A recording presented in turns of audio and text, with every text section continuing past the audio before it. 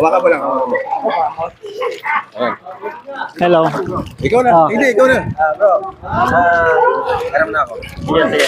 Bismillahirrahmanirrahim. Assalamualaikum. First time natin mag-interview dito. Nandito siya sa pool. Kanina lang siya nagsyada. Bro, may isa lang taon akong sa aking isipan.